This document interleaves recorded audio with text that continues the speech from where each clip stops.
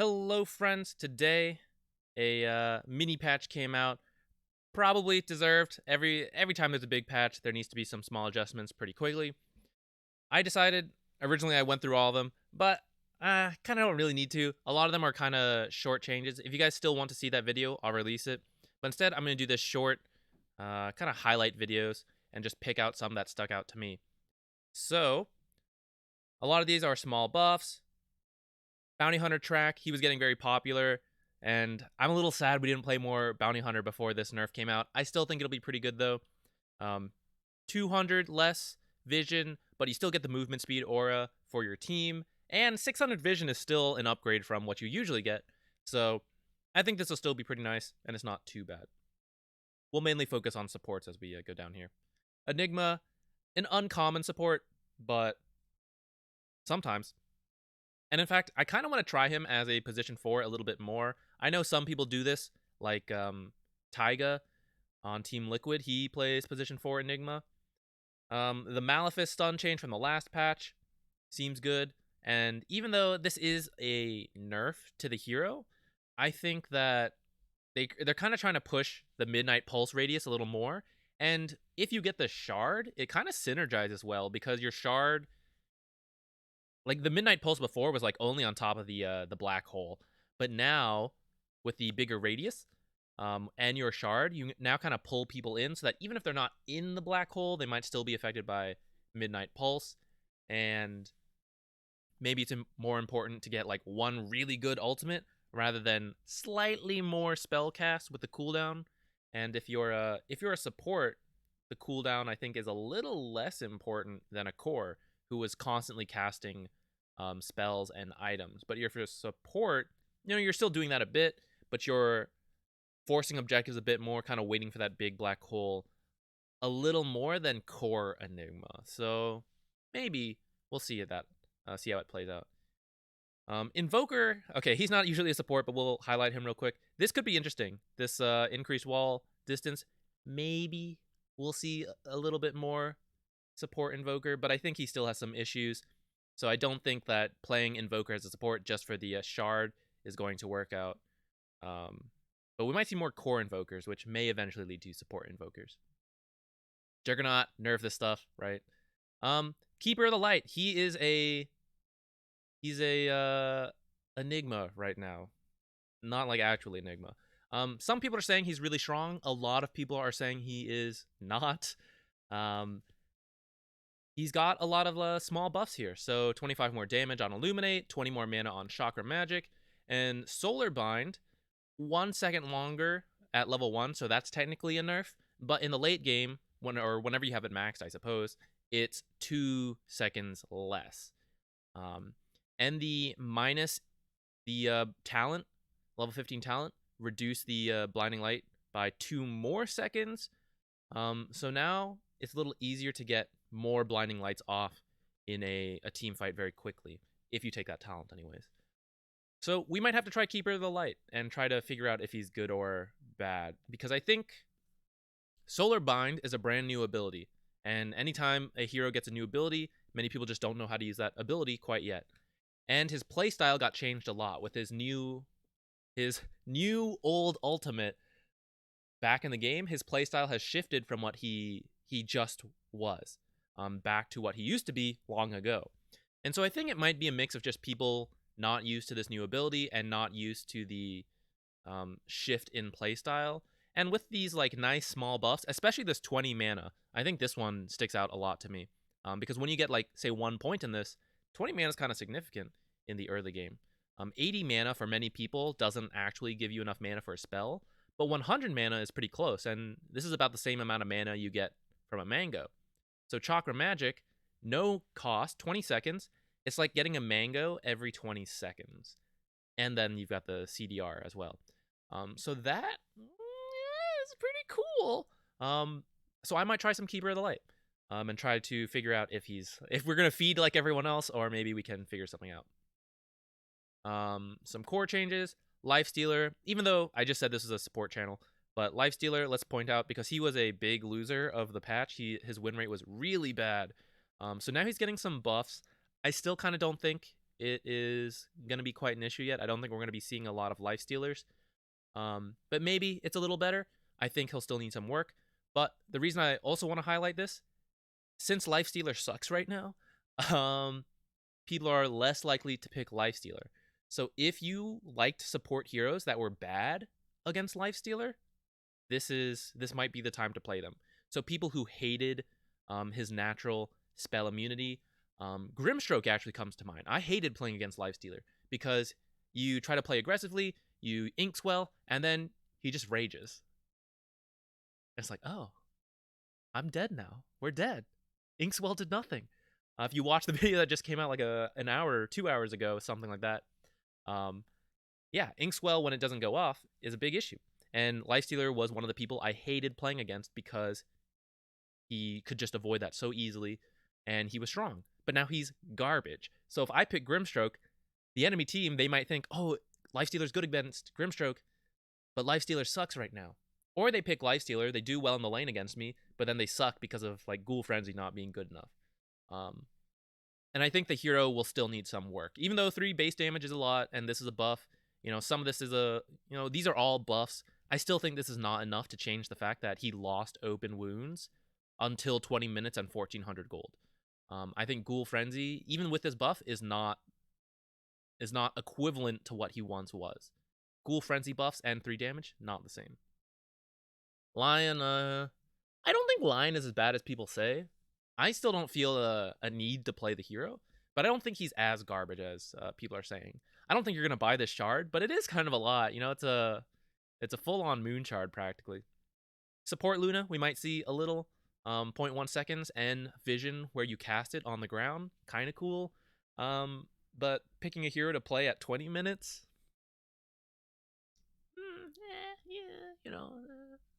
not so great. Nyx getting some slight nerfs. He was getting a bit popular because many spellcasters are getting popular, and naturally that makes Nyx rise in popularity as well. So I think he still looks workable. His early game is going to be a little harder, 10 extra mana with this level 1 Impale, but in the late game, it's actually 5 less mana on Impale. But that's kind of balanced out by the fact that his ult now costs a little bit more mana. But I still think if you like Nyx, you could probably make him work right now. Ogre just straight up nerfs, 3 less damage, and 10 more mana on Ignite. So now this is more than a Mango, and with the Mango nerfs, all of it combines to make Ogre just have a little less of a good time in the lane as a lane bully. OD, let's mention him too, needed a lot of changes. His win rate is in the dumpster right now, but I think it's because the hero has been changed a lot.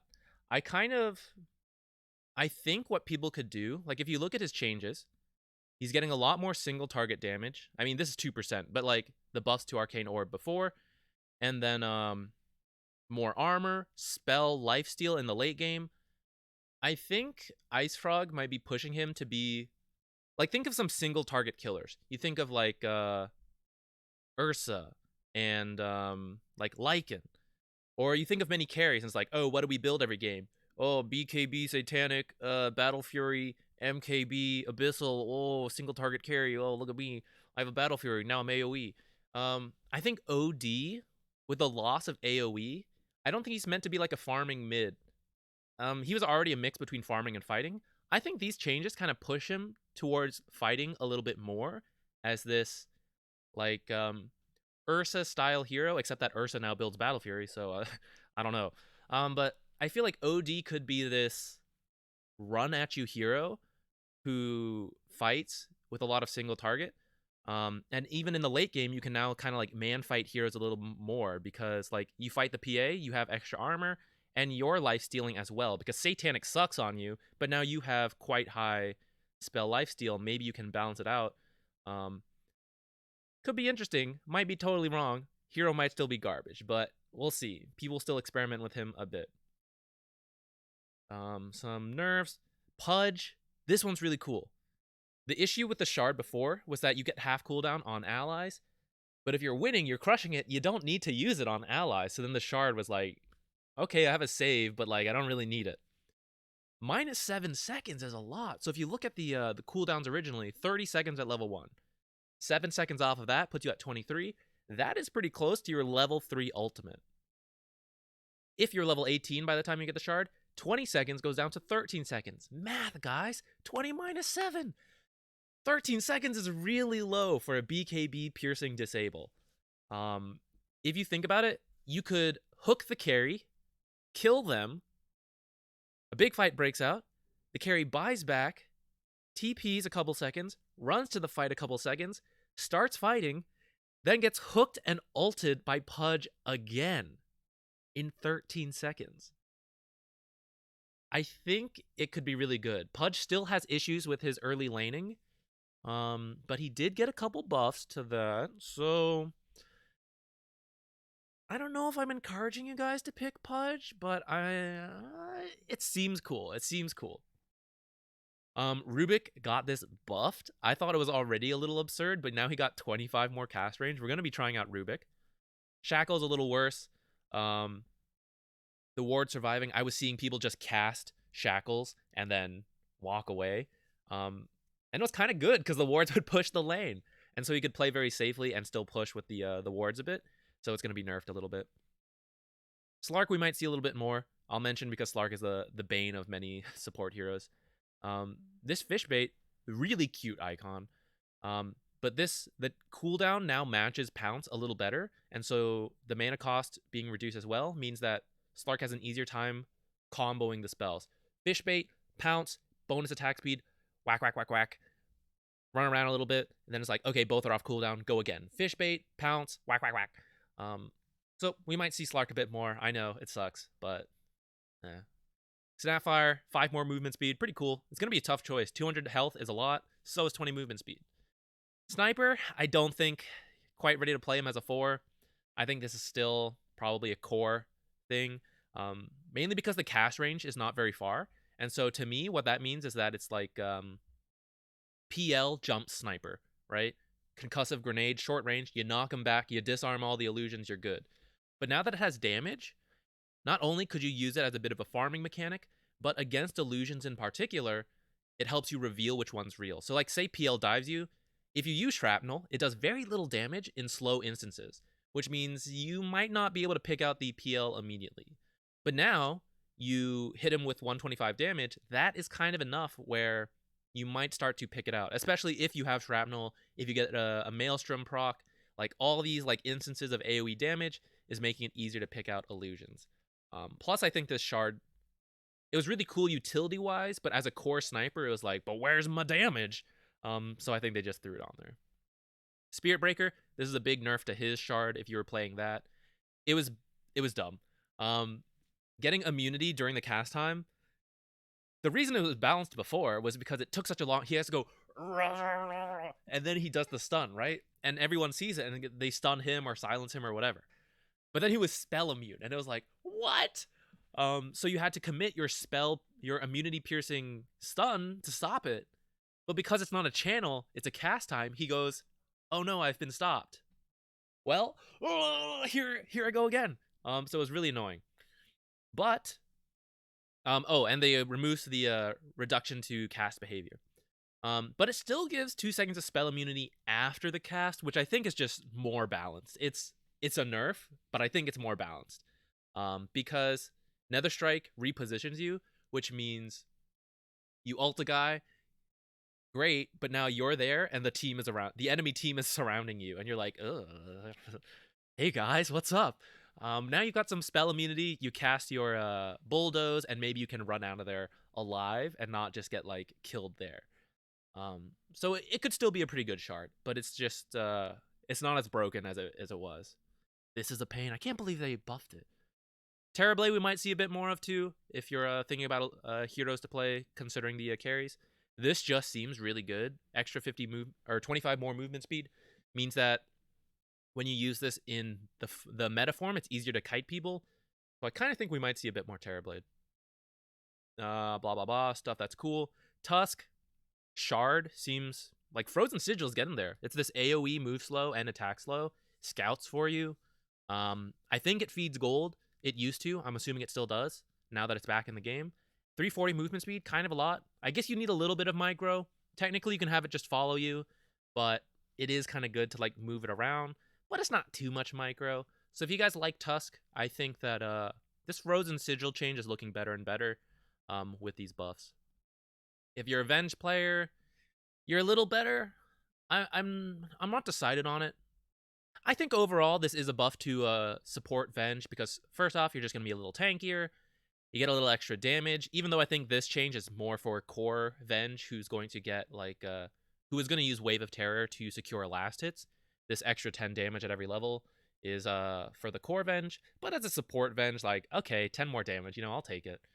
The Venge aura change I think actually helps support Venge a little more than the core, because core Venge would max us out pretty quickly. So of course the level 1 is going to make lasting a little easier. She likes that. But she's going to level up. She's going to max us out. So she doesn't get as much time where this is valuable. Whereas support Venge, you want to max your stun. You want to max Wave of Terror. And some games you want to max Venge Aura too. But it's like, it's tough. So if you decide to take a value point in Venge Aura, that value point is now worth 3% more damage while you max your other abilities. And so your cores are going to get this 11% increase instead of 8%. Nether Swap, this change also, I think, more for support Venge, because you're going to level up slower, which means your level 1 ult is now 50 seconds, your level 2 ult a little slower, and by the time it's maxed, it's the same. Again, core Venge, she's going to like these changes, but she's going to level up quickly. So support Venge is looking a little better. The Ags might still be a bit of a bait for core Venge. I'm not sure. Undecided. What else? Some change to these. Actually, I guess that's it. Slight nerf to Wraith King. I think he'll still be popular. Zeus, slight nerf. Visage. I don't know if people were playing Visage as a support. I haven't seen it yet. This is just a bit of a nerf, though, so it's harder to chase people and get, like, this free scouting. Okay, that is it. That's kind of the highlights on 7.28. 17 minutes. Pretty good timing. The original was, like, an hour. And I think this is fine. Most of these changes are very small, and I don't think it's I don't think I needed to read those out to you guys. I still recommend you look through these patches yourself. If you're watching this today, we're going to be streaming in a little bit. Come check us out. We're probably feeding on KotL or something. Thanks for watching, guys. I'll see you maybe in a bit.